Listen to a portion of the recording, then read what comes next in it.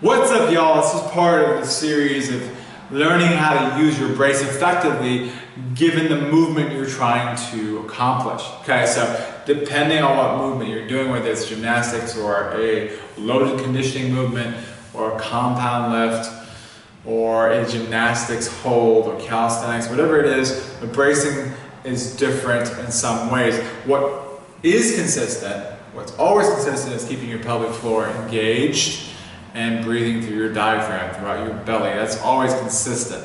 The degree to which you do both, it differs and has some slight differences here and there. So, for example, if I'm approaching this barbell to do a strict overhead press, it's a compound movement. The way I'm going to approach the movement is first, pelvic floor on, okay? I'm pulling my rectum to my stomach, pulling my asshole to my stomach, pulling the boys up to the stomach, the ladies up to the, however you want to think about it, do it. Do that first. Boom, pulling them up. Then the second piece to this is approach. So I'm already approaching the bar with respect, because I know if I'm going to get this thing off the rack, I better stay braced. Okay? So got my pelvic floor on. I go about thumb length away from the seam here. Find that nice, even grip. And when I'm ready, I'm going to get here, take my deep breath. And when I take my deep breath, I'm going to go again. Fill up my belly button, fill up my obliques, fill up my upper abs, and then I'm going to lock it in and hold my breath. But when I lock it in and hold my breath, I like to refine my brace a step further. So I'm going to go and then take my obliques, my thumbs, and pull my thumbs together with my obliques, take my upper abs, pull them into my mid-back, so I'm super, super solid, holding all this air in, nice and compressed, the pelvic floor, big breath, nice and solid, I got my grip. I'm going to ensure that my wrists are neutral and in line with my elbows, okay? I want to have my butt slightly back, my knees are bent, I'm ready to get this thing off the rack, okay?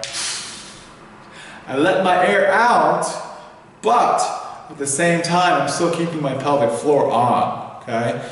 My braces are still on. At minimum, my pelvic floor is on, my obliques are still on, my upper abs are still on, and I'm still breathing through my diaphragm. I get ready to step back. 1, 2, I'm still braced. Okay, now from here, in this position, my wrists are in line with my elbows. I have none of this weird stuff going on. I'm gripping the bar pretty solid. Now, take my deep breath. But first, I reinforce my pelvic floor by getting it more engaged. Big breath. And then obliques, upper abs, nice and solid. I'm squeezing my butt as hard as possible. I make space for the bar, and then I shoot my head through to finish the movement. Okay? And I come back down. Reset the entire thing. Now what's important from the side is that when I'm at the top, I'm not here, hyperextended and broken. This broken position happens often because people lose their pelvic floor activation. So you should be here, okay? Nice and fixed, neutral, nice and solid, pelvic floor still on, your brace is still on, still keeping it as you come down. And even if you have to take a deep breath again, to reset everything, you're still staying braced. You're still reinforcing your pelvic floor, you're still reinforcing your obliques and your upper abs if you choose to refine your brace even more, okay? And then when you're ready, you can take your breath.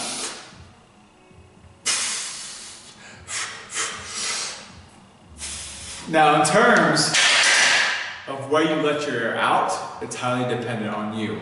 You can let your air out at the top, but to come back down, I highly recommend taking another Valsalva to bring it back down and stay nice and stable and to really augment that protection of your spine. Or you can just keep your breath in the entire time until you come back down at the bottom. So you can be here, thumb length away from the seam, your pelvic floor is already on, approach, big breath, get tight, elbows underneath, still braced, walking back, breathing through my diaphragm. Here we go, Valsalva.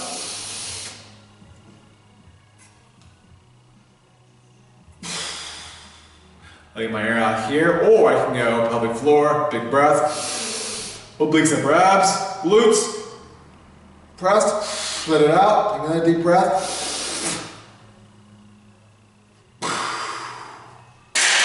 Either or works, but no matter what you're doing, your brace consistently stays on. At minimum, your pelvic floor has to stay on, at minimum. If you want to refine your brace, take your brace to the next level, use the oblique cue by pulling your thumbs in with your obliques, take the upper ab cue and pull your upper abs into your mid back, okay? Now be sure the wrist is not all bent like that, okay? You don't want to be resting on your joint here and giving your wrists all sorts of issues. Make sure you're nice and neutral and you're gripping that bar with as much tension as possible, nice and solid right here, the elbows underneath. Okay? Very, very important to grip it here and not here. So that's your overhead press, strict overhead press. Don't forget your glutes, guys. Your glutes are so important. They're so important to help you transfer force from the bottom to your trunk all the way up to your arms. You want to be here and not here. The glutes help support your back. They'll keep you away from this hyperextended position where most people get their injuries. They start doing things like an incline press, which you don't want. This is not an incline press by any means. It's a strict overhead press. So be sure you get your braces on. And just so you know, in this compound movement, there are times where you don't have the Valsalva to completely protect you, and that's why it is important to be able to keep yourself braced regardless of where you are. You're braced, you can still breathe in and out, and when you're ready to actually lift and push the movement up into the concentric, you're taking your big Valsalva, reinforcing all your braces, reinforcing that nice compressed air, and then going throughout your movement. Until next time, peace!